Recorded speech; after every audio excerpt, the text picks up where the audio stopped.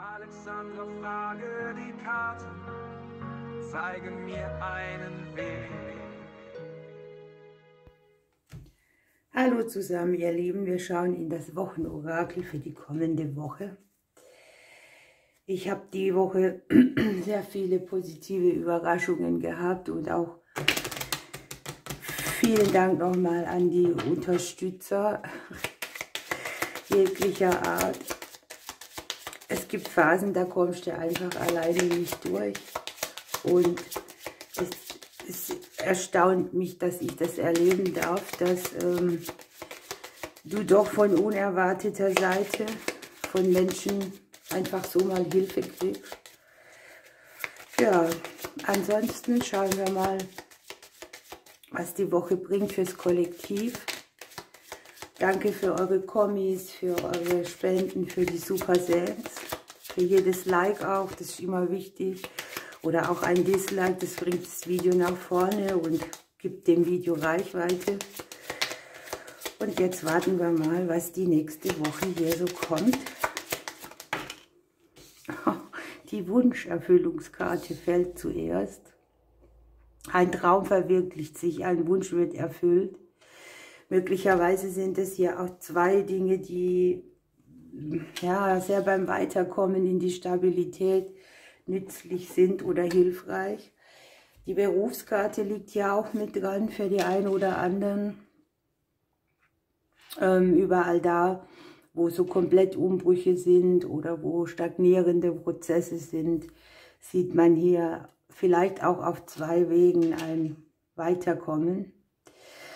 Eine schicksalshafte Phase wird beendet. Herausforderungen, die sehr viel Kraft gekostet haben, zeigen sich hier.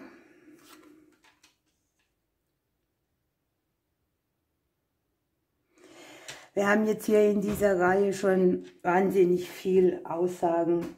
Wir haben hier Veränderungen da, wo vorher Stagnation war, in der Spiegelung die Wunscherfüllungskarte. Schicksalshafte Neubeginne, das Verlassen einer schwierigen, herausfordernden Situation kann jetzt den Beruf, die Finanzen oder die Kinder oder tatsächlich auch die Herausforderungen des Lebens irgendwie betreffen.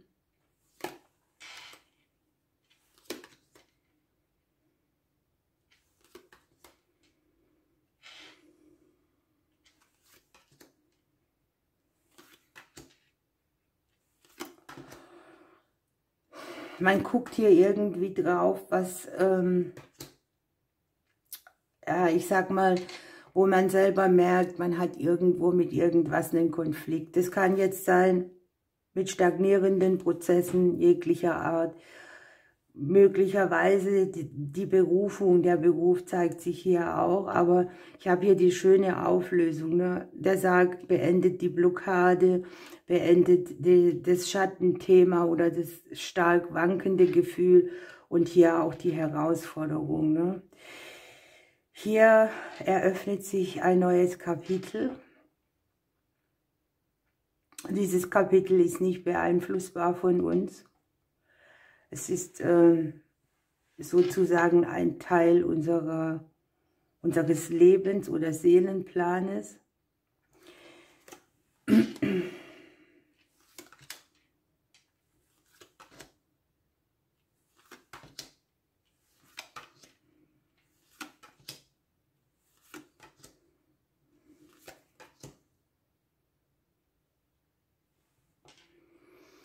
So, eventuell kann es hier stagnierende Prozesse geben, die mit Ämtern oder Behörden zu tun haben.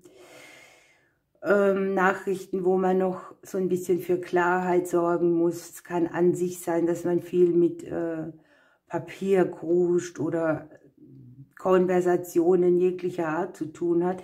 Die liegen dann wiederum im Hause des Außens. Aber nichtsdestotrotz, das sind hier so die ja, wie soll ich sagen, die Sachen, die auch schnell vergehen, die kurzfristig für eine Situation sorgen, wo man vielleicht nicht gleich weiß, was man sagt oder was man nicht sagt oder wo man jetzt nicht so gleich den Durchblick hat. Wir haben die Sonne in der Spiegelung, also egal was hier mit den Ämtern oder Behörden ist, auch wenn es noch Papiere sind, die fehlen oder Sachen, die kommuniziert werden müssen, wir kommen hier auf den Weg, ne, auf die guten Entscheidungen und auf die Dinge, die einer großen Klarheit auch benötigen.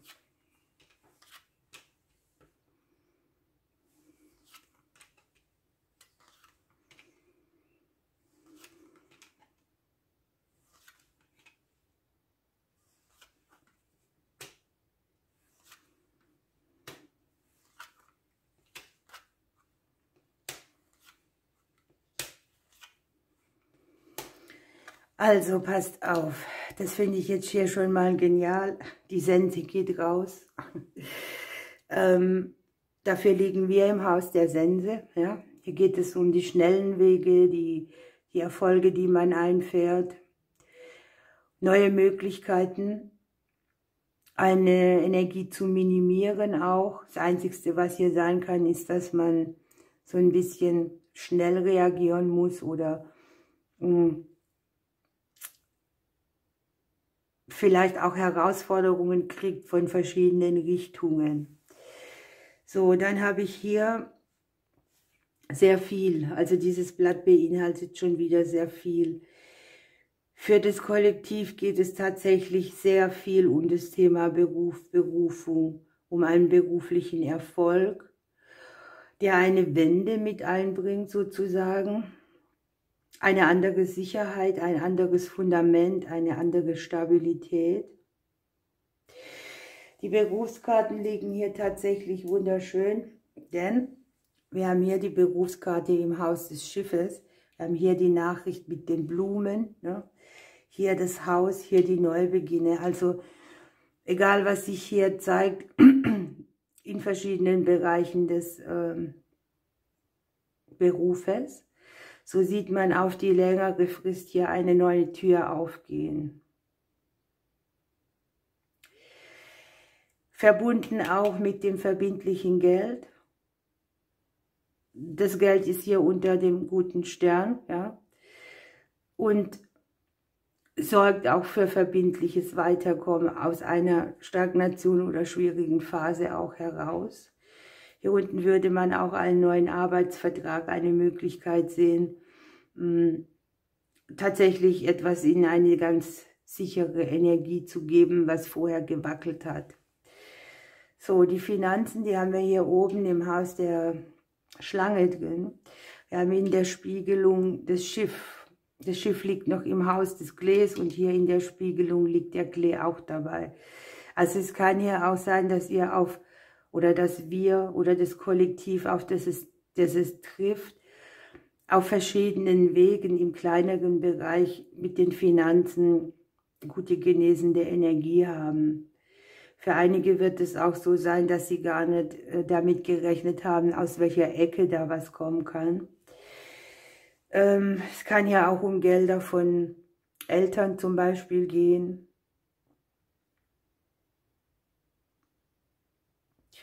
Wir haben hier in der Spiegelung die Dame mit dabei. Die liegt im Haus der Sonne. Sie spiegelt auch mit dem Klee. Also das kann schon jemand sein, der auch Impuls gibt oder der Lösung hat im finanziellen Bereich oder Mittel und Wege, nennen wir es so, die hier im kleineren Bereich auch dem verbindlichen Geld zugutekommen. Was ich hier auch sehr schön finde, die genesende Energie ist trotz allem in der nächsten Woche gut. Ne? Wir haben hier den Lebensbaum im Hause des Mondes drin. Hier geht es um alle Themen, wo man so haben kann. Ne? Die Arbeit, das Geld, das Leben an sich. Jeder hat andere Hindernisse und Blockaden. Manche haben Beziehungsdinge, manche haben Themen am umhäuslichen Bereich. Wobei ich da auch sehe, ne? Hier sind Umbrüche im Umfeld mitzusehen. Ne? Man generiert sich hier ein neues Resonanzfeld. Und wenn wir uns hier gucken, sind es eben die Veränderungen, die auch zur Wunscherfüllung führen, die Verletzungen minimieren oder wo man selber auch sagt, hier gibt es rasche Wenden, die von außen kommen, die gute Energie mitbringen. Die Woche ist ja auch gut, um alles, was so stressig ist oder was Unruhe mitbringt, zu minimieren.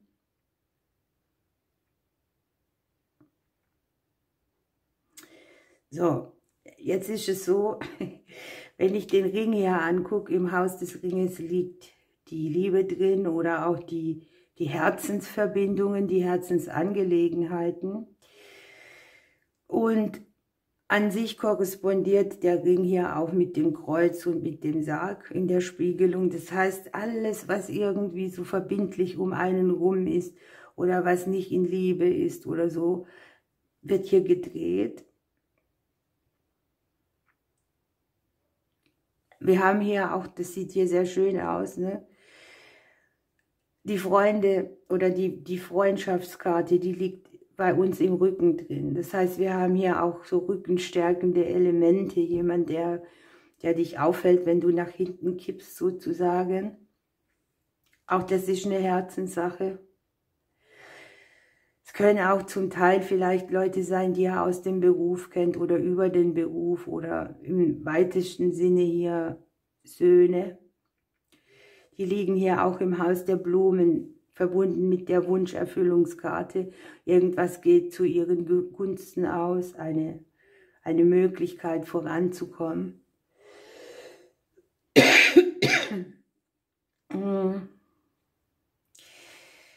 Ja, bei der Liebe ist es so, wenn du hier niemanden hast, kann zum Beispiel aus Freundschaft Liebe werden, aus einer unverbindlichen Situation eine verbindliche, eine Veränderung bei allem, was stagniert hat, auch in der Liebe. Ich habe hier im Haus der Liebe das Gegenüber liegen. Vertrauen ist ein Thema, sich fallen lassen, Kontrolle abgeben.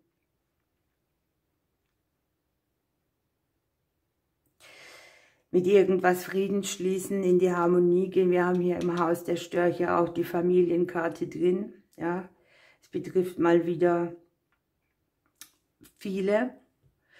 Wenn du jetzt sagst, ich habe keine Familie, dann ist es eben die Wahlfamilie, die Menschen, die wir aussuchen dürfen. Und hier haben wir im Haus der Familie auch so dieses Erdende. Ja. Die Schlange, die ist hier sehr nah dran. Das heißt, es geht auch um alles, was Genesung braucht oder was Schutz braucht oder ja, wo einfach so dieses ich nehme dich ein Stückchen mit, ich trage dich ein Stückchen mit auf einem Weg. Ne? So, im Hause des Gegenübers haben wir hier die Maus drin. Das heißt, auch hier, die Maus nagt Schwierigkeiten weg. Unter Umständen auch so in allem, was vertraglich, verbindlich ist. Sie bringt auch so eine Umstrukturierung mit, wo man einen Konflikt mit etwas hat. Also eine sehr mildernde Energie, so die Herausforderung rausgeht. Bei allem, was man hier an Entscheidungen zu treffen hat, sehe ich, dass die Emotionen stark mit eingebunden sind, dass man erkennt, wo man, ich sage mal, nicht das Gefühl hat, man kommt gut vor Anker. Man findet seinen Hafen, das Schiff läuft hier in den Hafen ein und ruht sich aus, bevor es weiter segelt. Und das sieht man, dass man vielleicht das in Frage stellt an sich für sich oder überlegt, wo muss ich mir ein besseres Fundament erarbeiten? Welche Entscheidung treffe ich für mich, dass es mir emotional gut geht? Die Gegenüber, die gucken hier auch auf die Sonne drauf, ne? Da, wo Mangel ist, erblüht etwas. Die genesende Energie ist hier gut. Und auch auf gute Entscheidungen, die getroffen werden können, nachdem man etwas klärt.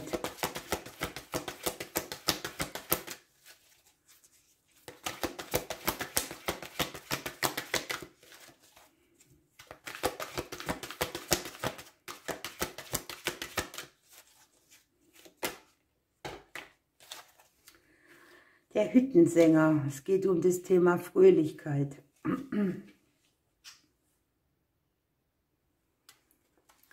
Ja, und die Karte ist tatsächlich ein Omen für Freude, für Feier, für Spaß haben, für im Hier und Jetzt gut gelaunt und fröhlich zu sein, Glück zu empfinden, egal auch wie die Umstände jetzt aussehen. Es gibt immer was, was auch Freude bereiten kann und worauf man ja den Blick fokussieren kann, was einfach glücklich macht. Und natürlich hier darf man das Glücklichsein oder die gute Laune auch weitergeben, denn sie verbreitet sich natürlich. Und das Motto der Woche ist eigentlich ganz einfach. Es wird alles gut, bejahe dein Leben, vergiss deine Zweifel, warte nicht auf morgen, lebe im Hier und Jetzt. Und das Wichtigste ist, du brauchst nicht kämpfen oder leiden. Ne? Du kommst hier auch so voran. Und das ist auch so ein Aufatmen oder man spürt es einfach in dieser Woche. Und da bin ich für alle tatsächlich auch froh.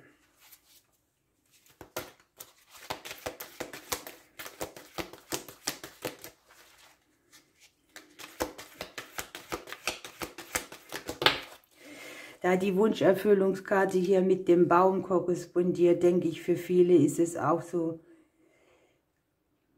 eine Entlohnung oder ein Geschenk vom Leben.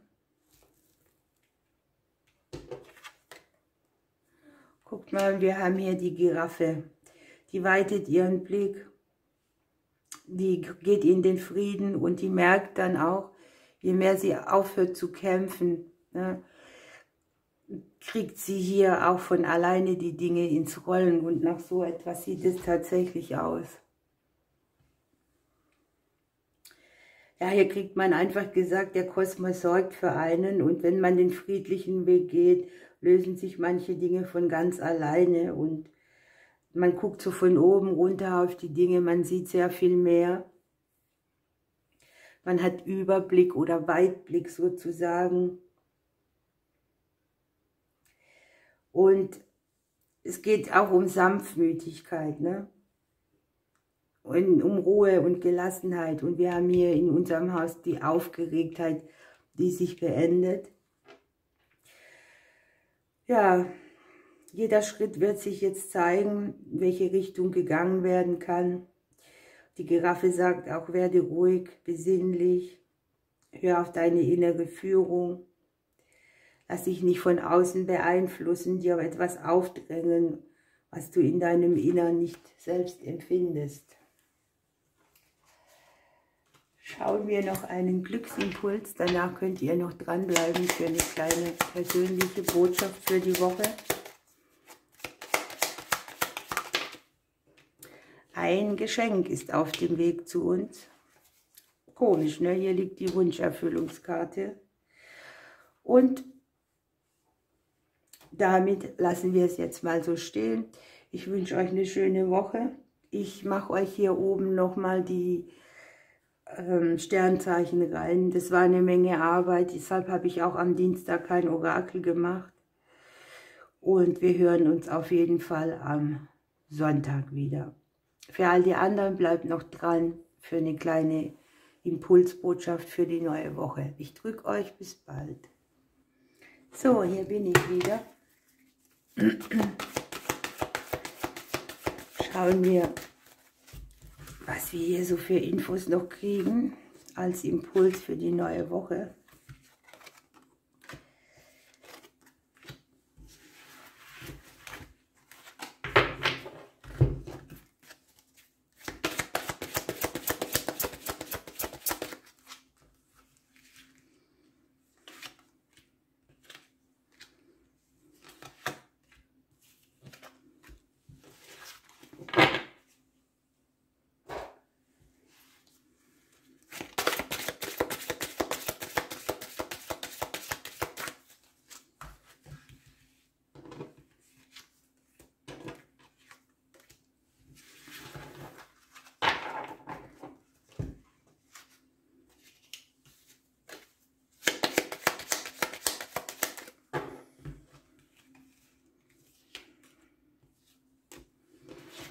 So, und die Vögel, wisst ihr, wie immer, die nehme ich dann, wenn der Stapel liegt, damit man die nicht sieht.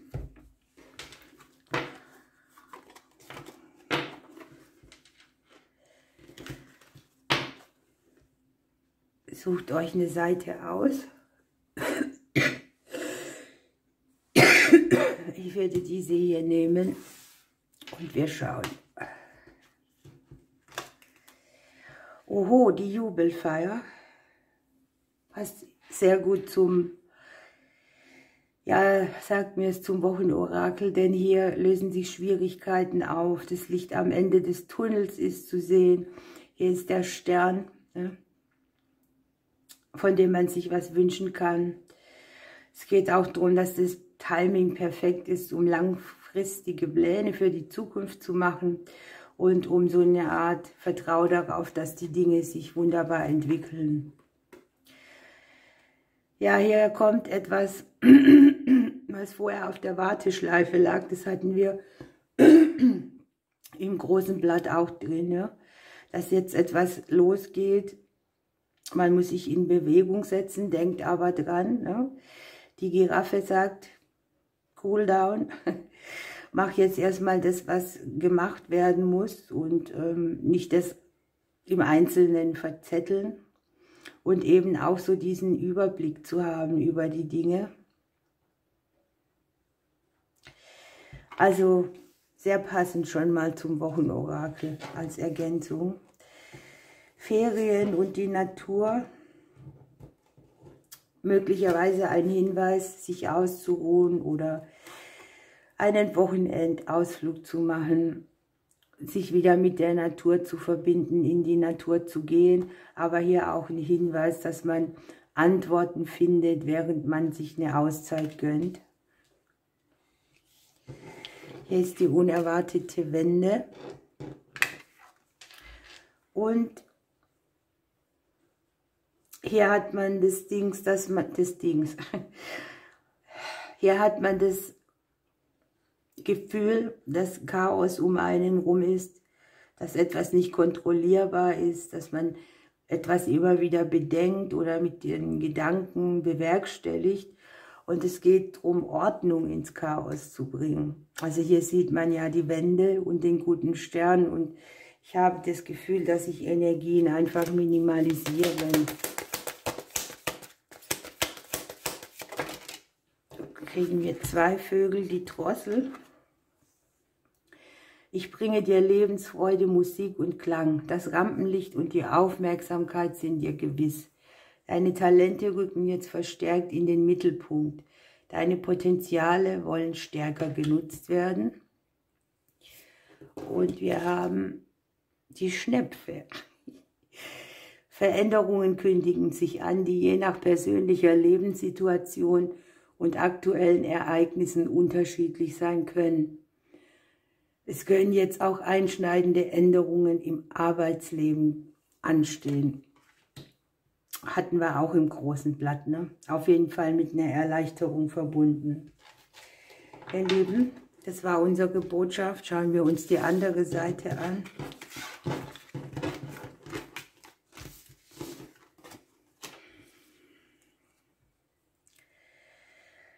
Gleiches Spiel, würde ich mal sagen, gleiche Legung, denn eine Situation, die Probleme bereitet hat, kommt zu einem Ende. Man kann aufatmen, die schwierige Zeit ist vorbei. Man kann einen Punkt finden, an dem man wieder weitergeht und ja, man darf auch völlig loslassen. Ne? Hier hat sich etwas zum Guten entwickelt. Die Pläne sind so, dass sie gut ankommen. Es sind Lösungen da, gute Ideen. Man präsentiert irgendetwas und hier kommt einfach der Erfolg mit. Und für euch auch noch unerwartete Gelegenheiten. Man nimmt etwas, was ihr gemacht habt oder gesagt oder gesehen habt, gut wahr. Ihr habt für etwas die Schulden bezahlt. Etwas wird euch von den Schultern genommen, eine Last. Und hier spielen eventuell Kinder eine Rolle, euer eigenes inneres Kind. Kinder. Vielleicht auch ein Thema, wo ihr mit eurem inneren Kind ebenso dieses Gefühl der Schuld mit aufgeladen bekommen habt. Und hier wird sie einem von der Last genommen, von der Schulter genommen, die Last von der Schulter genommen, so. Und ihr dürft Prioritäten setzen, ne? Hier ist eine kleine Warnung, lasst euch nicht um den Finger wickeln. Guckt euch Dinge genau an, ignoriert keine Warnungen, sondern seid achtsam einfach. Die Vögel.